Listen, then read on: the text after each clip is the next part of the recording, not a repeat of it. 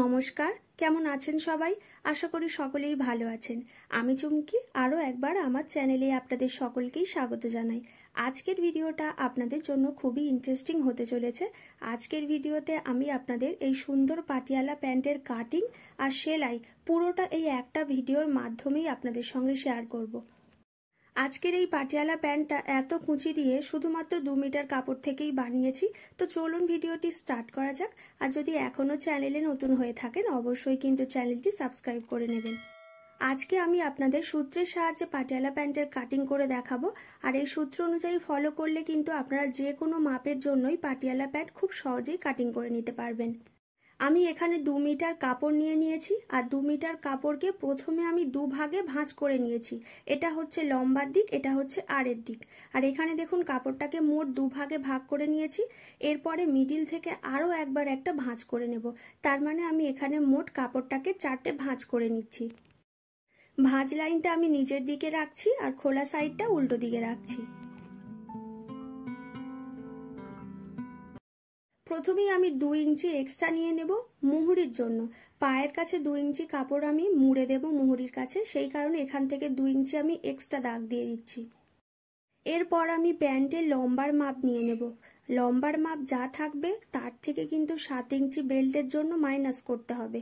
তো এখানে লম্বার মাপ আছে 37 ইঞ্চি, তার থেকে আমি 7 ইঞ্চি মাইনাস করে নিয়ে মোট 30 ইঞ্চিতে আমি লম্বার জন্য দাগ দিয়ে দেব।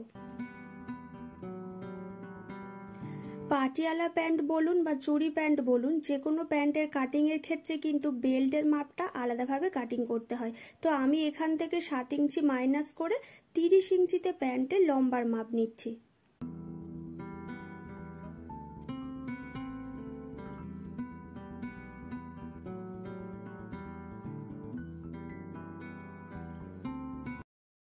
এই 30 ইঞ্চিতে দাগ দিয়ে এই দাগটা প্রথমে স্ট্রেট ভাবে টেনে নেব আর দাগ বরাবর কাপড়টাকে কাটিং করে নেব।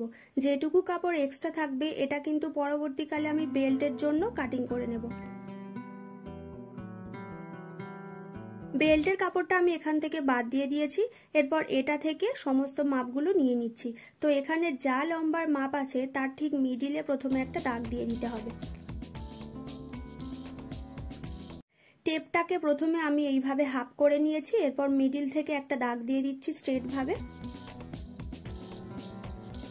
এখান থেকে পায়ের মোহরির মাপ নিয়ে নিচ্ছি। মোহরি আছে 12, তার হাফ হচ্ছে 6, তার সঙ্গে 1 ইঞ্চি সেলাই মার্জিন নিয়ে মোট 7 ইঞ্চিতে দাগ দিয়েছি। মোহরির এইখান থেকে দাগটা আমি একটু বাঁকিয়ে নিয়ে দেব। যখন আমি কাপড়টাকে কাটিং করব সেলাই করার পর কিন্তু এর ফিনিশিংটা আরো বেশি সুন্দর আসবে। এরপর মুহুরির এইখান থেকে একেবারে মিডিল পর্যন্ত টেপটাকে আড়াআড়ি ভাবে রেখে এইভাবে দাগ দিয়ে দিতে হবে। তো দাগ বরাবর আমি কাপড়টাকে প্রথমে কাটিং করে নিচ্ছি।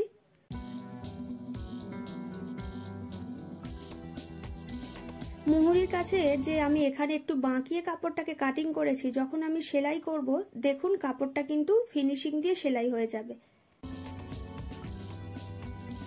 এরপরে দেখুন এই যে এক্সট্রা কাপড়টা আমি কেটে বাদ দিয়েছি, এই কাপড়টা আমি এখান থেকে জয়েন্ট করে নেব। তো কাপড়টা আমার এইখানে ঠিক এইভাবে ছিল। এরপর কাপড়টাকে আমি এখান থেকে তুলে নিয়ে ঘুরিয়ে এইভাবে বসিয়ে দেব।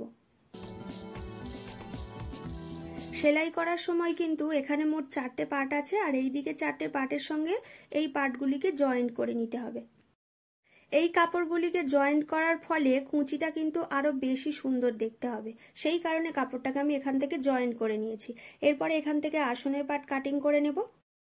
আসনের পার্ট কাটিং করার জন্য যা পাছার মাপ থাকবে তাকে 4 ভাগ করব, তার থেকে 2 ইঞ্চি মাইনাস করে নেব। আমার এখানে পাছা আছে 40 ইঞ্চি, তাকে 4 ভাগ করলে হবে 10, তার থেকে 2 ইঞ্চি মাইনাস করলে হবে 8 ইঞ্চিতে দাগ দিয়ে এই দাগটা এখান থেকে একটু বাঁকিয়ে নিয়ে আমি কাটিং করে নিচ্ছি। এরপর যে এক্সট্রা কাপড় ছিল সেটা থেকে আমি বেল্টের পার্ট কাটিং করছি। তো প্রথমে কাপড়টাকে ডবল করে ভাঁজ করে নিয়েছি। এখান থেকে আমি বেল্টের লম্বার মাপ নিয়ে নিচ্ছি। তো আমি বেল্টের জন্য লম্বার মাপটা রেখেছিলাম 7 ইঞ্চি, তার সঙ্গে আরও 2.5 ইঞ্চি এক্সট্রা রাখবো, কারণ কোমরের কাছে দড়ি লাগানো হবে।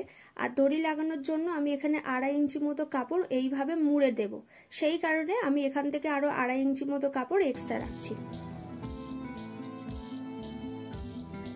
এরপরে আমি চওড়ার মাপ নিয়ে নেব। তো পাছার যা মাপ থাকবে তার সঙ্গে সেলাই মার্জিনের জন্য আরো 4 ইঞ্চি এক্সট্রা নিতে হবে। আমার এখানে পাছার মাপ আছে 40, তার সঙ্গে 4 ইঞ্চি এক্সট্রা নিলে হচ্ছে 44। 44কে আমি 2 ভাগ করব, মানে মোট আমি এখানে 22 ইঞ্চিতে দাগ দিয়ে দেব।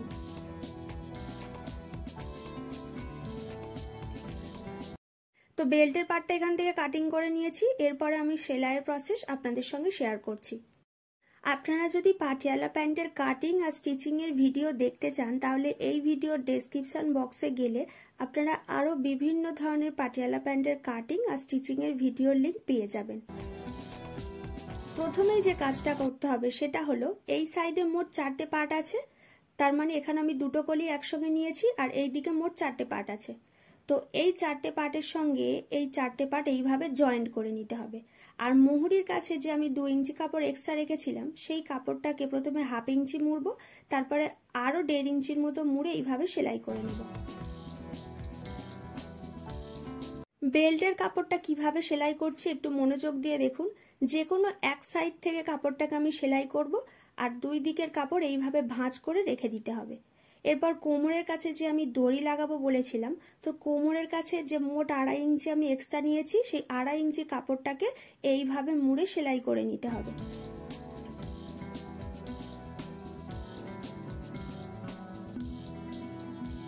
মুহুরির কাছে এখানে আমি কাপড়টাকে সেলাই করে নিয়েছি আর দুই সাইডের যে দুটো কলি আছে দুটো পাটেই কিন্তু কাপড়গুলোকে সেলাই করে নিয়েছি।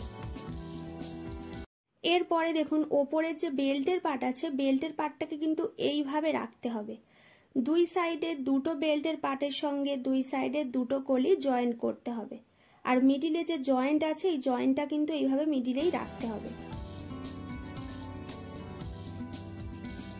আমি এক সাইডের বেল্টের কাছে মিডিল থেকে এইভাবে দাগ দিলাম। এরপরে একটা কলিকে এখান থেকে জয়েন্ট করে দেখিয়ে দিচ্ছি। তো এই কলির হচ্ছে এটা মিডিল পয়েন্ট। মিডিল পয়েন্টের সঙ্গে মিডিল পয়েন্ট এইভাবে জয়েন্ট করতে হবে এবং দুই সাইডে যে এক্সট্রা কাপড় থাকবে এইভাবে কুঁচি দিয়ে দিতে হবে।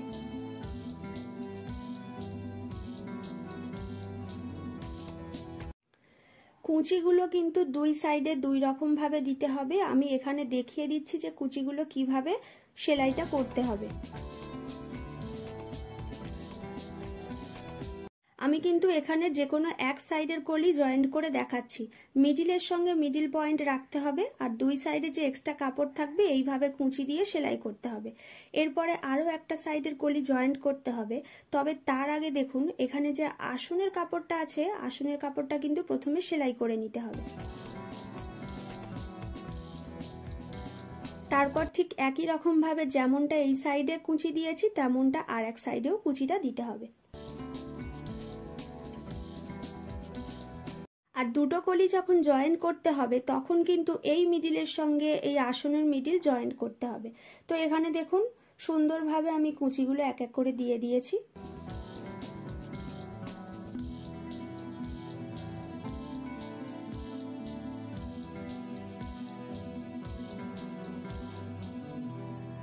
এরপরে দুই সাইড থেকে কাপড়টাকে এইভাবে ফোল্ড করে নিয়েছি এবং কোমরের সাইড থেকে আসনের পার্ট পর্যন্ত এইভাবে সেলাই করব আর দুই সাইডের দুটো পার্ট এইভাবে সেলাই করে নেব। তো আজকের মতো ভিডিওটা এইখানেই শেষ করছি। ভিডিওটি কেমন লেগেছে অবশ্যই কিন্তু কমেন্ট করে জানাবেন।